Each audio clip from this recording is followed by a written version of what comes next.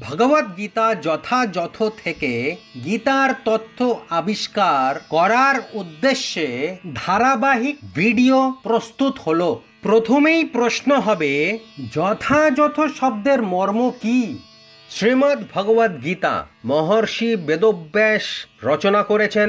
ভগবান শ্রীকৃষ্ণের মুখনিসৃত বাণী 5000 বছর আগে দাপর যুগে কথিত, মোক্ষদা একাদশীর দিন ভূষিত, ধর্মক্ষেত্র কুরুক্ষেত্রে কথিত 18 অধ্যায়ের এই গ্রন্থ মহাভারতে ভীষ্ম পর্ব অধ্যায় 23 থেকে 40 700 সংস্কৃত শ্লোক দ্বারা ভূষিত। প্রথম শ্লোক হস্তিনাপুরের রাজা ধৃতরাষ্ট্র দ্বারা কহিত। 41 শ্লোক ব্যাসদেবের শিষ্য সঞ্জয়ের দ্বারা কহিত। 84 শ্লোক অর্জুন দ্বারা কথিত। 574 দিব্য শ্লোক স্বয়ং ভগবান শ্রীকৃষ্ণ দ্বারা ভূষিত। এই গ্রন্থটি বেশিরভাগ 8 অক্ষরের অনুস্থব ছন্দ দ্বারা মণ্ডিত। শ্রীমদ্ ভগবদ্গীতার কিছু আধুনিক মহিমা প্রস্তুত হলো। আমেরিকার হেনরি ডেভিড থরিউ বলেছেন, প্রভাতে আমি আমার বুদ্ধিমত্তাকে বিস্ময়কর সৃষ্টিতত্ত্ব সমন্বিত ভগবদ্গীতার দর্শনরূপ জলে অবগাহন করাই। এই গীতার তুলনায় আমাদের আধুনিক জগৎ ও তার সাহিত্য অতি ক্ষুদ্র ও নগণ্য বলে প্রতিভাত হয়। আমেরিকার রাল্ফ ওয়াল্ডো এমারসন বলেছেন, আমি ভগবদ্গীতার কাছে একটি চমৎকার দিনের জন্য ঋণী। এই গ্রন্থটি এই প্রথম পেলাম। একটি সাম্রাজ্য যেন আমাদের কাছে ব্যক্ত করছে। কোনো কিছুই ক্ষুদ্র বা মূল্যহীন নয়, কিন্তু বৃহৎ, অচঞ্চল, সঙ্গীতপূর্ণ এক প্রাচীন বুদ্ধির কণ্ঠস্বর, যা অন্য যুগে ও আবহাওয়ায় ভাবিত হয়েছিল এবং সেই প্রশ্নের বিনাশ ঘটিয়েছিল যা আমাদের উপর ব্যবহৃত হয়। মহাত্মা গান্ধী বলেছিলেন, যখন সন্দেহ আমাকে ঘিরে ধরে, হতাশার সম্মুখে উপস্থিত হয় আর আমি দূরান্তে কোনো আশার আলোক দেখতে পাই না, তখন ভগবদ্গীতা আশ্রয় করে শান্তি পাওয়ার মতো কোনো শ্লোক খুঁজে পাই। সঙ্গে সঙ্গে আমি অত্যন্ত দুঃখের মধ্যে হাসতে আরম্ভ করি। যারা গীতার উপর ধ্যান করবেন তারা প্রতিদিন পরম আনন্দ ও নব নব অর্থ পাবেন। শ্রীমদ্ ভগবদ্ গীতা যথাযথ ভগবদ্গীতার সর্বাপেক্ষা জনপ্রিয় ও প্রামাণিক সংস্করণ, ভারতীয় পারমার্থিক বিজ্ঞানের মুকুটমণি স্বরূপ এই ভগবদ্গীতা সমগ্র বিশ্ব ব্রহ্মাণ্ডে খ্যাতি লাভ করেছে। আত্ম উপলব্ধির পথ প্রদর্শক এই গীতার 700 শ্লোক পরমেশ্বর ভগবান শ্রীকৃষ্ণ তার অন্তরঙ্গ ভক্ত অর্জুনকে উপদেশ করেছিলেন। বাস্তবিক পক্ষে মানুষের অপরিহার্য প্রকৃতি, তার পরিবেশ এবং সর্বোপরি ভগবানের সঙ্গে তার সম্পর্ক আদি রহস্যোদ্ঘাটনে এই গ্রন্থটি অতুলনীয়। বৈদিক জ্ঞানের বিদগ্ধ পণ্ডিত ও ভগবান শ্রীকৃষ্ণের শুদ্ধ ভক্ত কৃষ্ণ কৃপা শ্রীমূর্তি শ্রীল অভয় চরণারবিন্দ ভক্তি বেদান্ত স্বামী প্রভুপাদ হচ্ছেন পরমেশ্বর ভগবান শ্রীকৃষ্ণ থেকে আগত গুরু পরম্পরা ধারায় অবস্থিত তত্ত্বদর্শী সদ্গুরু। তিনি শ্রীকৃষ্ণের উপদেশ কোনো রকম বিকৃতি না করে যথাযথভাবে পরিবেশন করেছেন, যা গীতার অন্যান্য সংস্করণ থেকে সম্পূর্ণ আলাদা। শ্রীলা প্রভুপাদের জন্ম দক্ষিণ কলকাতায়, বড় হয়েছিলেন মধ্য কলকাতায়। 1922 সালে শ্রীলা ভক্তি সিদ্ধান্ত সরস্বতী ঠাকুর ওনার গুরুদেবের সাথে প্রথম মিলন। 1933 সালে এলাহাবাদে দীক্ষা প্রাপ্ত।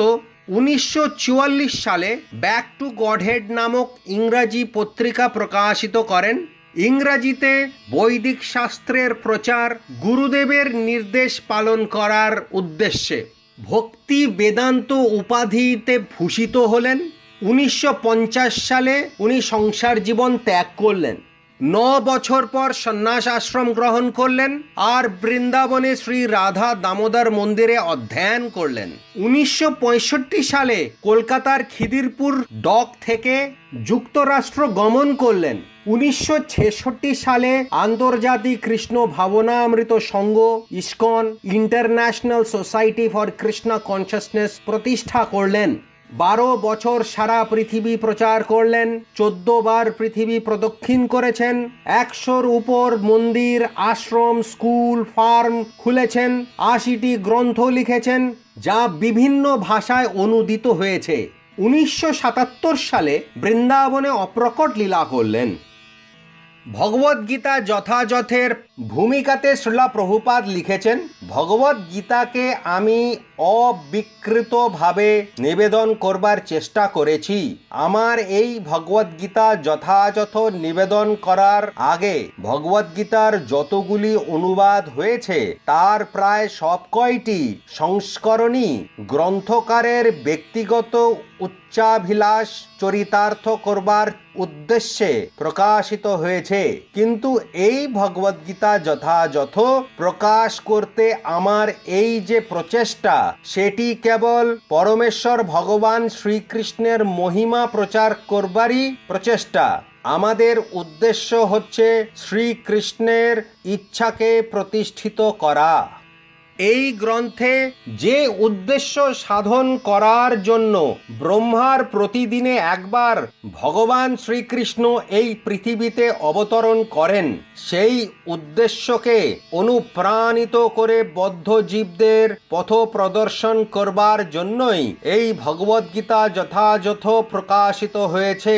ভগবানের সেই উদ্দেশ্যের কথা ভগবদ্গীতায় বর্ণিত হয়েছে এবং তা আমাদের যথাযথভাবে গ্রহণ করতে হবে। তা না হলে ভগবদ্গীতা ও তার বক্তা পরমেশ্বর ভগবান শ্রীকৃষ্ণকে জানবার চেষ্টা করা বৃথা। ভগবদ্গীতায় ভগবান নিজেই বলেছেন যে লক্ষ কোটি বৎসর আগে তিনি সূর্যদেবকে সর্বপ্রথম এই জ্ঞান দান করেন। এই সত্য আমাদের স্বীকার করে নিতে হবে এবং এভাবেই শ্রীকৃষ্ণের উপদেশের কদর্থ না করে ভগবদ্গীতার ঐতিহাসিক গুরুত্ব উপলব্ধি করতে হবে। শ্রীকৃষ্ণের ইচ্ছার কথা উল্লেখ না করে ভগবদ্গীতার ব্যাখ্যা করা সবচেয়ে গর্হিত অপরাধ। এই অপরাধ থেকে রক্ষা পেতে হলে শ্রীকৃষ্ণকে পরমেশ্বর ভগবান বলে জানতে হবে, ঠিক যেভাবে ভগবান শ্রীকৃষ্ণের প্রথম শিষ্য অর্জুন তাকে প্রত্যক্ষভাবে জেনেছিলেন। ভগবদ্গীতাকে এভাবে উপলব্ধি করা যথার্থই লাভজনক এবং মানব জীবনের উদ্দেশ্য পরিপূরণে সমাজের যথার্থ কল্যাণ সাধনের জন্য অনুমোদিত।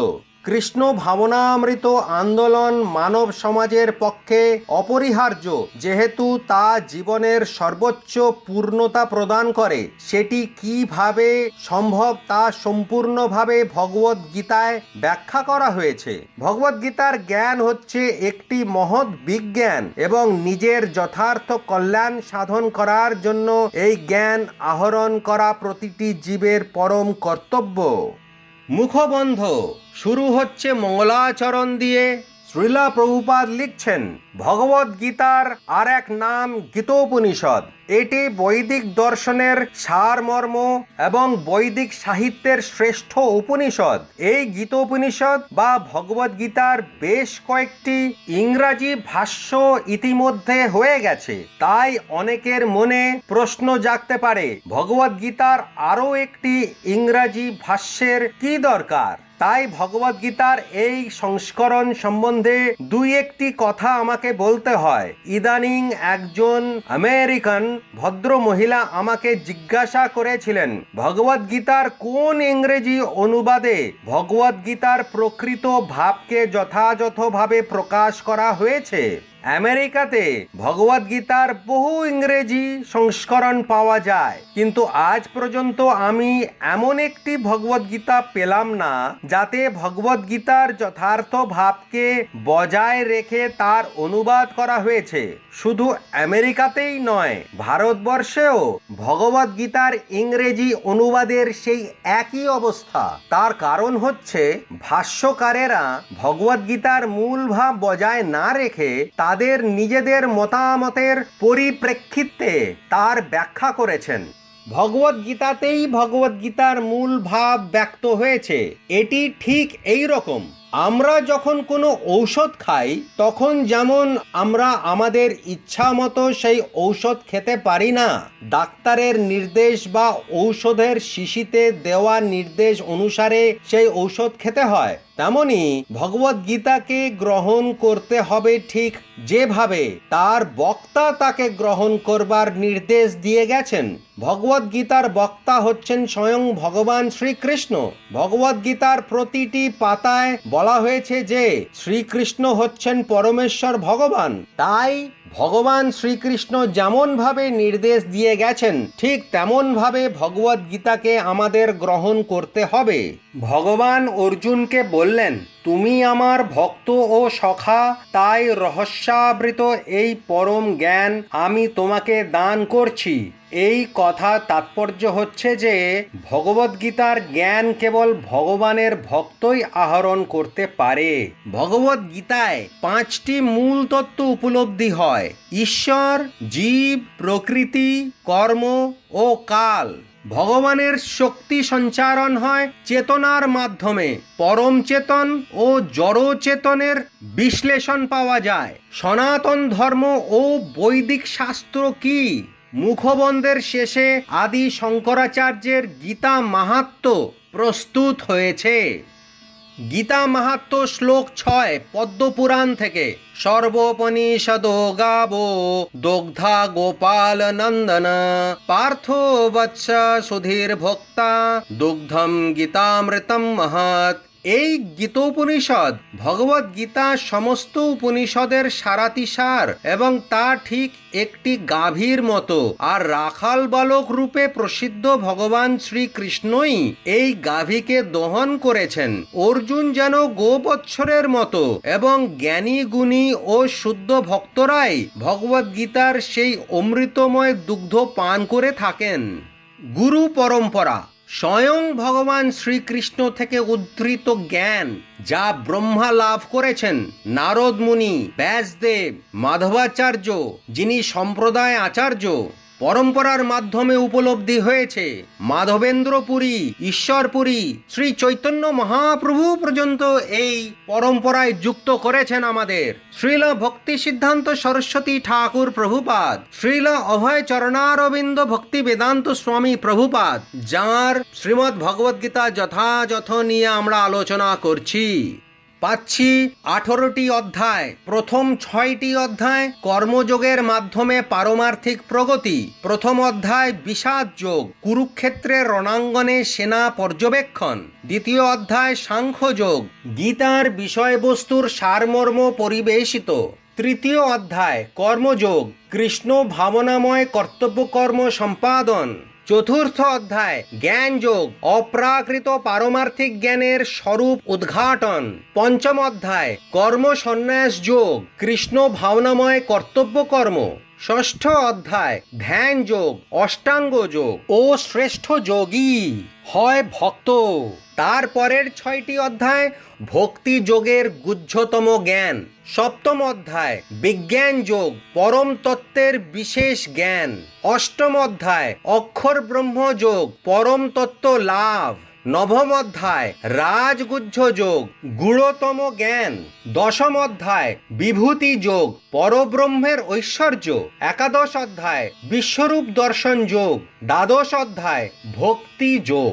শেষ 6টি অধ্যায় জ্ঞান যোগের মাধ্যমে পারমার্থিক প্রগতি। ত্রয়োদশ অধ্যায় প্রকৃতি পুরুষ বিবেক যোগ। চতুর্দশ অধ্যায় গুণত্রয় বিভাগ যোগ, জড়া প্রকৃতির ত্রিগুণ বৈশিষ্ট্য। পঞ্চদশ অধ্যায় পুরুষোত্তম যোগ, পরম পুরুষের যোগ তত্ত্ব। ষোড়শ অধ্যায় দৈবাসুর সম্পদ বিভাগ যোগ, দৈব ও আসরিক প্রকৃতিগুলির পরিচয়। সপ্তদশ অধ্যায় শ্রদ্ধাত্রয় বিভাগ যোগ। অষ্টাদশ অধ্যায় মোক্ষ যোগ, ত্যাগ সাধনার সার্থক উপলব্ধি। হরে কৃষ্ণা। এই ভিডিওটাকে ভালো লাগলে লাইক করবেন, শেয়ার করবেন, এই চ্যানেলটাকে সাবস্ক্রাইব করবেন আর নোটিফিকেশন বেল টিপবেন। এরকম ভিডিও আরও আস্বাদন করবেন। হরে কৃষ্ণা।